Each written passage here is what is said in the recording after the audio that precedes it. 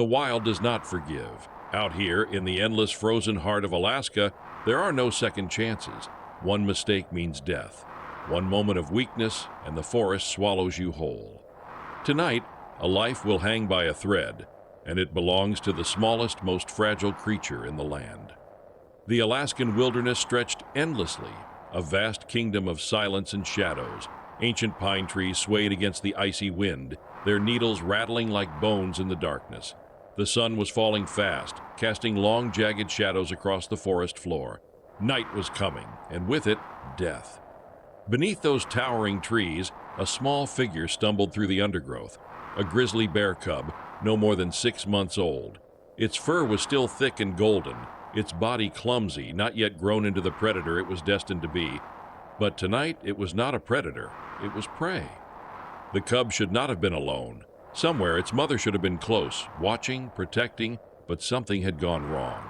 A storm, perhaps, or a fight. Somehow, they had been separated.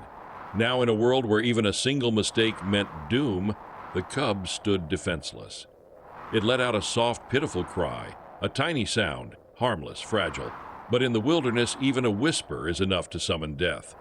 The cry carried through the trees, echoing into the shadows, and the shadows answered. Movement, silent, precise. Predators had heard the call. The cub froze, its tiny ears twitching, its nose raised. It smelled something strange, sharp, musky, dangerous. The silence around it grew heavy. Then, out of the blackness, they appeared. Eyes yellow, cold, watching. 1, 2, then 3.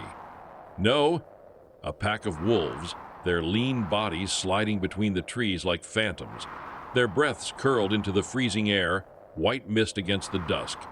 They were starving, their ribs showing through their matted fur. And before them stood exactly what they needed, a helpless, defenseless cub. The leader emerged first. A massive male, his coat thick and gray, his ears pinned back, his jaws slightly open. His teeth glistened in the faint light as his tongue flicked across them. The cub stumbled backward, its tiny claws scraping at the frozen earth. The wolf stepped forward, 2 steps, silent but certain. The others followed, fanning out, forming a circle around their prey. The cub cried again, louder this time, desperate. But no one was coming, no mother, no protector, only the forest and the wolves. The air grew sharper. The cub's heartbeat thundered inside its small chest. Each breath came fast, shallow, desperate. The wolves tightened their circle, their eyes glowing with hunger. The leader lowered his head, his muscles coiling, his body sinking into a hunter's crouch. The game was over before it began. This wasn't a hunt, it was an execution. The cub had nowhere left to go. The trees formed a wall behind it, a natural trap. The wolves had driven it into a corner, a tactic perfected through countless generations of killing. The leader twitched, a signal, and then he lunged. The wolves had cornered their prey. The helpless cub's fate was sealed. In seconds, teeth would tear through flesh, and silence would return to the forest. But sometimes, nature does not follow the script. Sometimes, when death is certain, something extraordinary happens. The cub's tiny scream echoed into the night as the gray leader's jaws snapped shut, missing by a breath. The cub stumbled backward, tripping over a root, its hind paw twisting painfully. The circle of wolves pressed closer, their bodies tightening around it like a noose. A dark-coated female lunged next, her jaws clamping down on the cub's leg. A sharp cry tore from its throat, piercing, heart-shattering. Blood welled against the snow, dripping, staining the white ground red. The wolves grew bolder. They could smell it now. Fear, weakness, blood. Their hunger sharpened. Their breaths came faster, steaming into the cold. The leader moved again, his body flowing forward with deadly precision. This time there would be no escape. His jaws closed around the cub's scruff. Effortless. The cub dangled helplessly in the air, its tiny paws clawing at nothing, its eyes wide with terror. The pack froze, waiting for the end. The leader braced himself for the final shake, the instinctive, brutal snap that would silence the cub forever. And then it came. Not the crunch of breaking bone, not the scream of prey, but a sound that split the air like thunder. A roar, deep, earth-shaking, primeval. The wolves froze, every muscle stiffened, their yellow eyes widened, their instinct screaming a single word, danger. The leader hesitated just for a fraction of a second, but that hesitation was enough. His jaws loosened. The cub dropped, crashing to the frozen ground, its body trembling. The forest exploded. From the trees, a massive figure burst into the clearing, golden brown fur bristling, eyes burning with fury, muscles rippling beneath an enormous frame, a grizzly bear. Not just any grizzly, a full-grown enraged titan of the wilderness. The wolves recoiled, their confidence shattering like ice beneath a hammer. They had been hunters seconds ago. Now they were prey. The bear charged, the earth shaking beneath its weight. Snow and dirt flew with every step. The leader tried to react too slow. Crack! A colossal paw struck him mid-lunge. The force was unimaginable. His body flew across the clearing, slamming into the frozen earth with a sickening thud. Silence. The rest of the pack faltered. Their formation broke, fear flashing in their eyes. The grizzly did not stop. She reared onto her hind legs, towering above them like a living mountain. Her roar thundered again, rolling through the forest, shattering the night. The wolves exchanged frantic glances. Instinct screamed louder than hunger now. One by one, they backed away. The female with blood on her muzzle was the first to turn. Then another, then all. The leader, dazed, staggered to his feet. His eyes locked with the grizzly's, yellow meeting black. For 1 second, the two predators faced each other. Then, with a snarl of defeat, he turned and fled. The forest swallowed them. Silence returned. Only the sound of the cub's ragged, desperate breathing remained. It lay on the ground, trembling, its small body streaked with blood and fear. Slowly it lifted its head, and what it saw froze it more than the wolves ever had. The giant, the savior, the storm. The grizzly. She stood over it, her enormous body casting a shadow across the snow. Her breath steamed into the icy air. Her dark eyes were fixed on the cub, unreadable, burning. The cub whimpered softly, pressing itself into the earth. Was this the end, after all? Saved from wolves, only to fall to another predator? The bear stepped forward, slow, heavy, unstoppable. Her shadow fell over the cub. She lowered her head, closer, closer. The cub shut its eyes, bracing for the killing blow. In sound, a low, deep rumble, not a growl, not a warning, something else, something the cub did not understand, but somehow did not fear. The wolves were gone. The cub was alive, but its nightmare was far from over, because the giant that had saved it was no friend. She was a grizzly, a predator powerful enough to kill with a single strike. And now, she was standing over the cub, watching, waiting.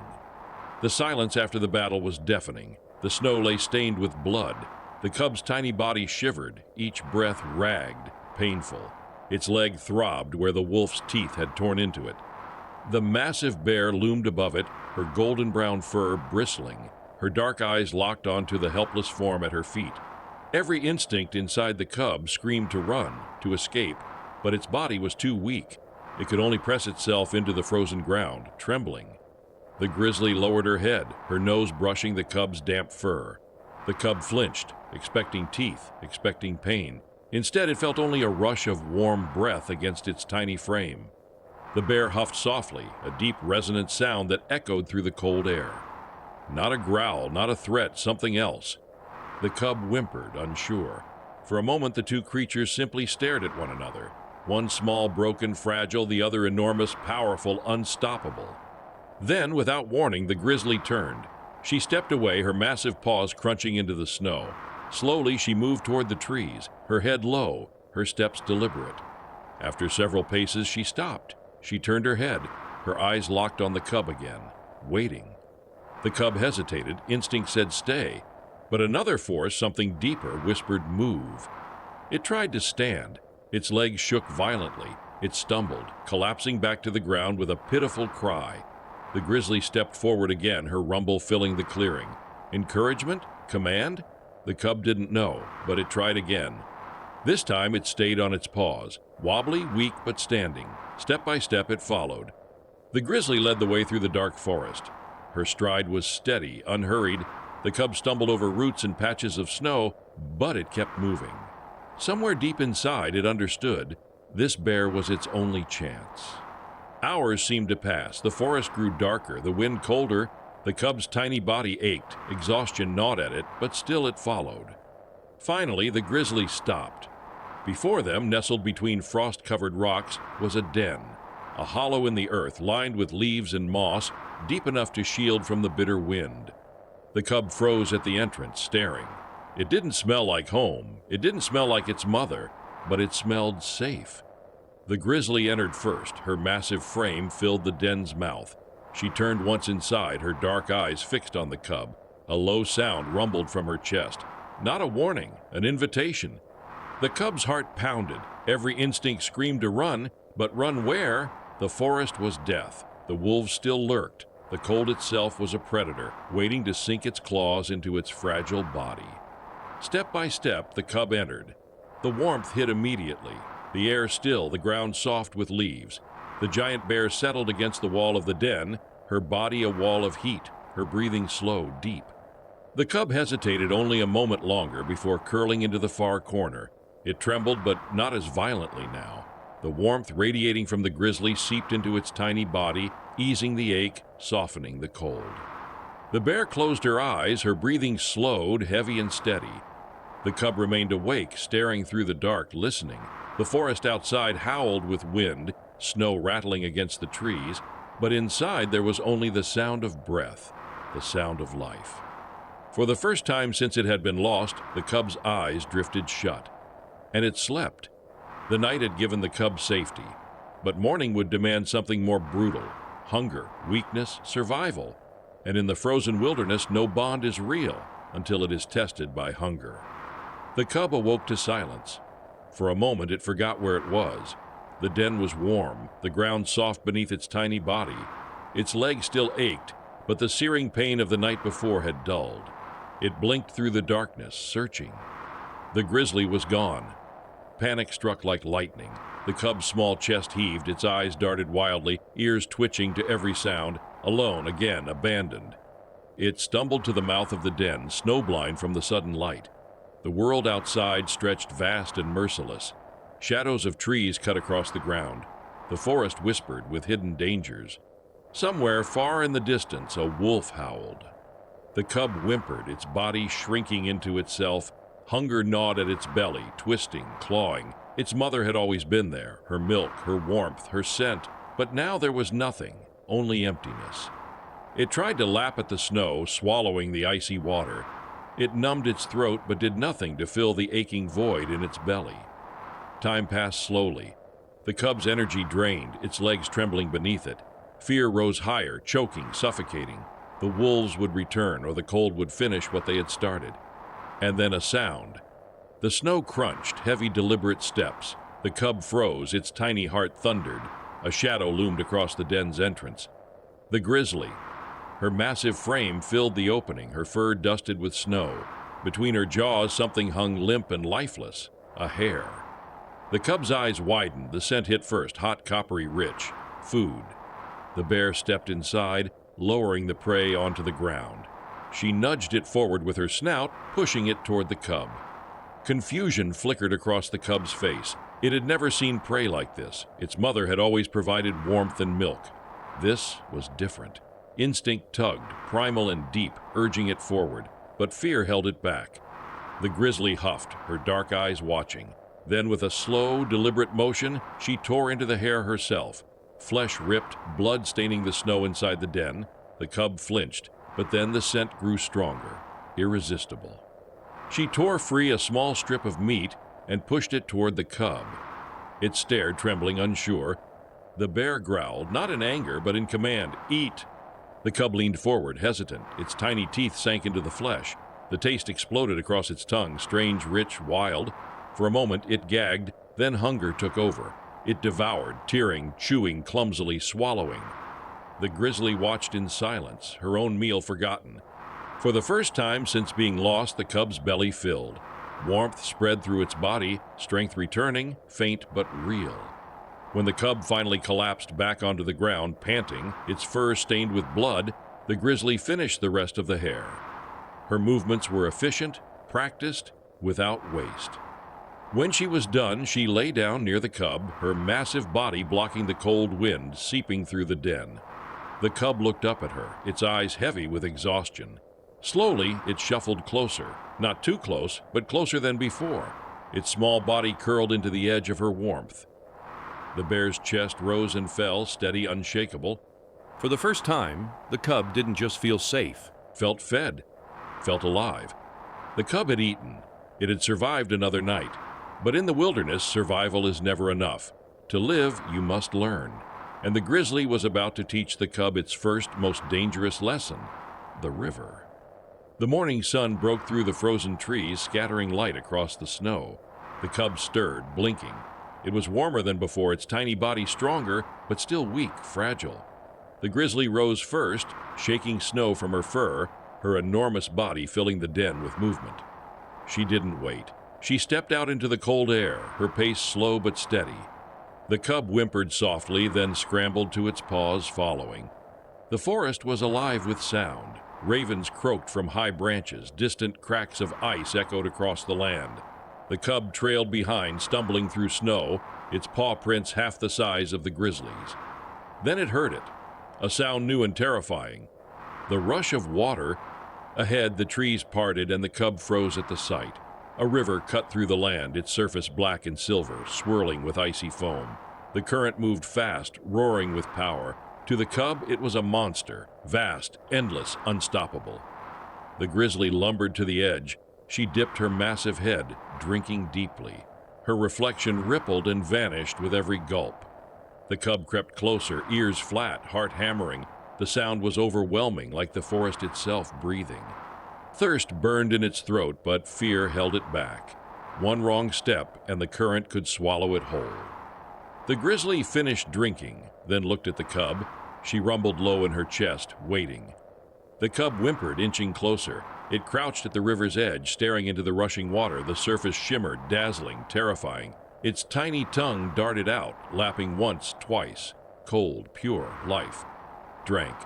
The grizzly watched, silent, but the lesson wasn't over. Suddenly, she stepped into the shallows. The current surged around her legs, spraying white. She stood firm, unshaken, a mountain in the storm. The cub squealed in panic. The water was too strong, too loud. It backed away, shivering. But the bear didn't move. She lowered her head, peering into the current. Then, with a flash of speed, she struck, her massive paw slicing into the water. She lifted it high, droplets scattering like diamonds. Clamped in her claws, thrashing in silver, was a fish. The cub's eyes widened. Its heart raced. The grizzly dropped the fish onto the rocks. It flopped helplessly, gasping, struggling against death. The cub froze, torn between fear and hunger. The scent of food hit its nose. The grizzly growled low, not at the cub, but for it. A command, take it. The cub inched forward, trembling. It sniffed, pawed awkwardly, then bit. The fish writhed, slippery, alive. For a moment, the cub recoiled, but instinct surged stronger. It bit again, harder, until the thrashing slowed. Its teeth tore into flesh. The taste was raw, wild, powerful. The grizzly stood above, silent, watching. The cub ate, clumsy, messy, learning. When it was finished, its fur stained with river water and blood, it looked up at her. For the first time, its fear was weaker than its trust. The river still roared, wild and merciless. But the cub understood something new. With her, it could face it. The cub had learned to drink. It had learned to kill. But the wilderness never forgets. And the wolves, the very ones who first hunted the helpless cub, were not finished. They were waiting, watching, and now they had returned. The cub slept deeply in the den, belly full, fur warm against the grizzly's massive side. Outside, the night stretched silent. Snow fell in thin, whispering flakes, covering tracks, muffling sound. But silence in the forest is never true silence. Shadows moved, shapes low to the ground, eyes glinting pale in the moonlight. Wolves, the same pack that had cornered the cub days before, 6 of them now, hungry, ribs pressing through fur, their breath fogging the icy air. They had tracked the scent, blood, fish, and the weak, fumbling scent of a cub. This time, they weren't hunting by chance. This time, they had come for what was theirs. A growl rumbled from deep within the den. The grizzly's head rose. Her nose twitched, her ears flicked. She smelled them. She knew. The cub stirred, blinking awake. It saw the flash of eyes in the dark and whimpered, pressing closer to her. The wolves spread out, circling. Snow crunched softly under their paws. One barked sharply, breaking the silence. Another answered. They were ready. The grizzly stepped forward, blocking the cub with her massive body. Her chest rumbled like thunder. She rose onto her hind legs, towering, her roar tearing through the night. The forest shook, but the wolves didn't scatter, not this time. They lunged. The first came from the side, snapping at her flank. She swung her paw, the impact cracking like wood splitting. The wolf yelped, thrown across the snow. Another darted in low, teeth flashing. She twisted, jaws snapping, and clamped down on its shoulder. Bones crunched, blood sprayed. The cub cried out, frozen in terror. Its tiny body trembled, but instinct screamed at it to move, to run, to hide. Yet the den behind it felt like a trap, and the grizzly in front was its shield. Two more wolves rushed together, aiming for her throat.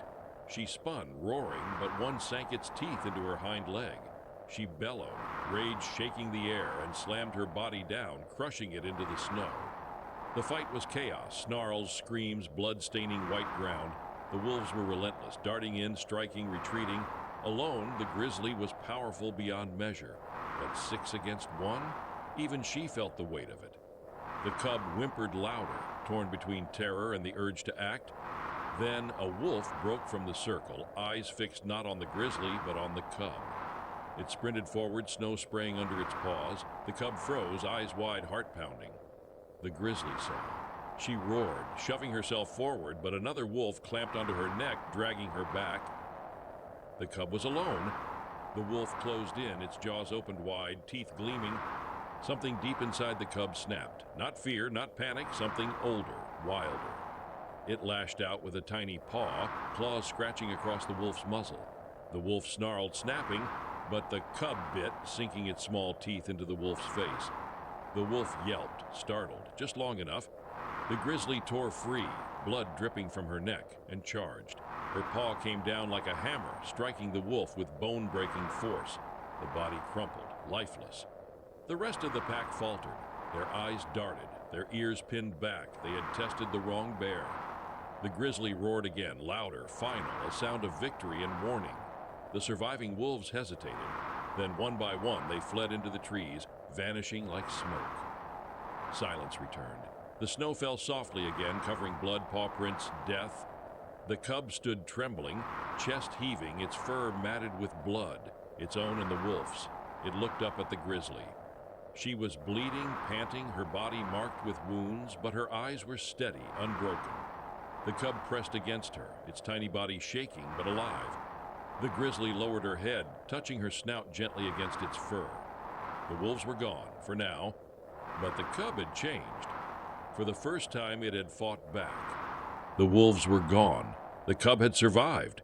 But the wilderness has its own way of closing stories, and sometimes it's not with claws or blood, but with something far greater. The forest was silent again. The snow, once stained with blood, began to cover the ground in white, erasing the violence of the night. The grizzly limped back toward the den, her wounds raw but her spirit unbroken.